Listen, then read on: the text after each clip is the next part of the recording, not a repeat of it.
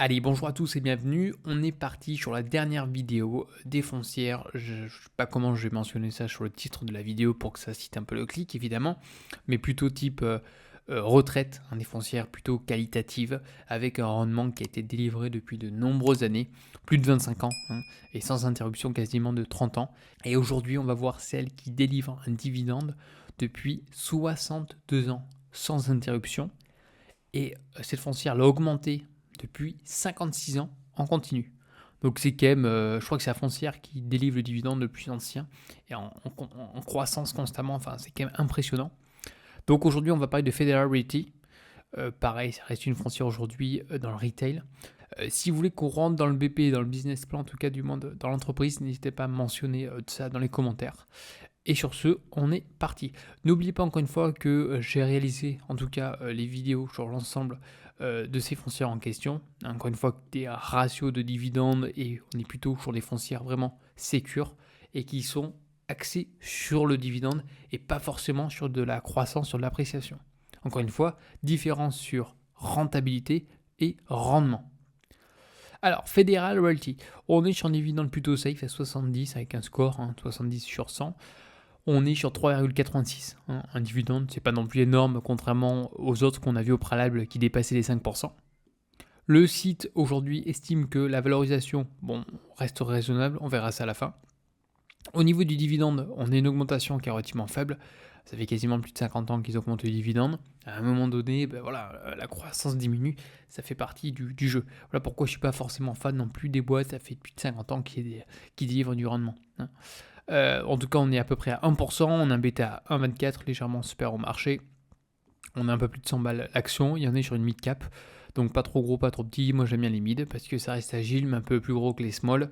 Au niveau de la croissance du dividende, comme vous pouvez constater, depuis 2004 jusqu'à aujourd'hui, on a une croissance quand même qui est relativement faible. Alors attention, oui ça délivre, oui le dividende n'est pas coupé. Sur les 5 dernières années, la croissance a été de 1%. Pour moi ça bat pas l'inflation donc on se fait bouffer. Selon moi, pour l'instant, sur les 5 rates que je vous ai présentés, c'est celle qui m'attire le moins. Notamment d'une part à cause de la croissance du dividende, et on verra par la suite par rapport à la dette également. Le dividende annuel, en tout cas, il est de 4,40$. C'est encore une fois de manière trimestrielle. Le dividende, donc, il est de 3,86$. La moyenne sur les 5 dernières années, on était à 4,21%. Le price to FFO ratio, c'est un petit peu le PER comme pour analyser une entreprise telle que par exemple Alphabet ou Meta. On a 20,7. Je trouve ça plutôt élevé dans le cas notamment du retail par rapport à premièrement la croissance de cette boîte et le dividende. Il y a un peu mieux comme on l'a vu au préalable comme NNN REIT et Realty Income. Alors au niveau Justice like FFO payout ratio, donc ce qui est important c'est la part, le pourcentage qui va être reversé aux actionnaires. Attention, il ne faut pas qu'on soit au-dessus de 90%. Enfin, il faut que la boîte aujourd'hui garde un peu de cash pour qu'elle se développe, pour qu'elle fasse de l'acquisition, ainsi de suite, du capex, rénover les actifs en question. Là aujourd'hui on frôle quasiment 88, donc c'est quand même assez important. Qu'est-ce qui est important aujourd'hui? C'est ça, Adjusted FFO par share.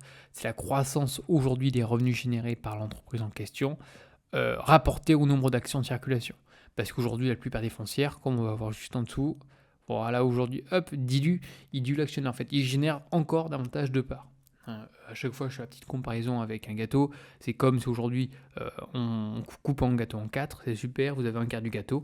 Mais si derrière, on recoupe en plusieurs parts, votre part diminue. Là, c'est la même chose. Donc, bon nombre de personnes m'énoncent, oui, c'est pas bien lorsqu'on va diluer l'actionnaire. Oui, c'est une chose. Mais si on dilue derrière pour générer notamment des revenus et développer l'entreprise pour avoir plus de croissance, moi, il n'y a aucun souci sur ce point-là.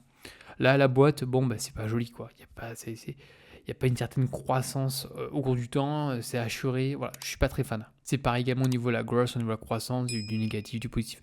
Je suis pas extrêmement fan. Au niveau du return equity, pareil, on est à 5,59, pareil, ROIC. Ce qui va être surtout intéressant à vérifier, c'est ça, c'est net to EBITDA. Il faut être en dessous de 5%. Vous avez vu qu'on a dépassé, on était à 6,30, attention.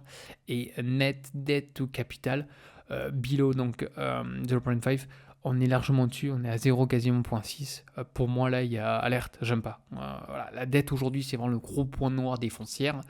L'avantage de la dette, ça permet d'augmenter le return on equity, enfin, le retour sur investissement. Par contre, ça peut aujourd'hui causer de nombreux problèmes. Ça double tranchant, soit ça passe, soit ça casse, quoi. Interest coverage ratio, on est bien aujourd'hui à super à 2, donc c'est quand même un bon point. On continue, on est sur All Rates comme d'habitude, donc Federal Realty.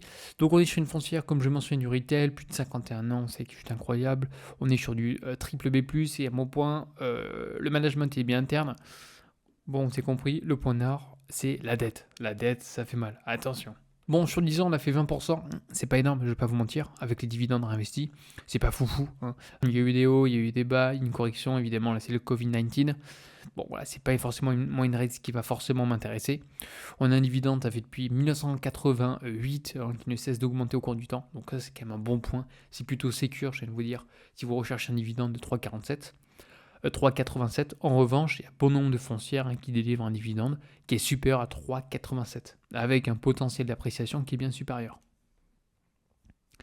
Payout ratio, au niveau du payout ratio, on est quand même à 66, ça va. Et par contre, croissance dividende, c'est catastrophique, on se fait bouffer par l'inflation. C'est-à-dire aujourd'hui, on a 3,87, dans 10 ans, on va être à 4,44 avec une croissance de 1% par an du dividende. Voilà, c'est que dalle. Donc FFO par share, donc moi ce que je recherche c'est une croissance. Bon là la croissance c'est pas foufou, oui sur 5 ans parce qu'on a eu le Covid-19, mais dans l'ensemble on était à 6,33 en 2019, là on est à 6,68, légèrement supérieur, mais c'est pas exceptionnel non plus. Debt to asset, bon voilà, moi vous connaissez ma limite, c'est 40%. J'aime toujours avoir une petite marge. Là on est au-dessus de 50%. Moi ça j'aime pas. J'aime pas. Surtout que ça fait quand même des années qu'ils flirtent avec cette dette et c'est compliqué d'un côté de la rembourser. Par contre, on a une croissance aujourd'hui du parc, très bon point. Au niveau du taux de vacances locatives, bon, plutôt faible, on est supérieur à 90%, donc ça c'est un bon point. Et au niveau des locataires, on ne dépend pas aujourd'hui d'un locataire majoritaire, plus de 10%, donc pareil, c'est un très bon point. Et on est principalement aux États-Unis, on est sur du retail, on a un peu de résidentiel, un peu de l'office. Bon, voilà, dans l'ensemble, vous avez à peu près compris la rate en question. Pour ma part, je ne suis pas forcément fan, surtout de la partie dette en question et de la partie croissance qui est pour moi un peu faible.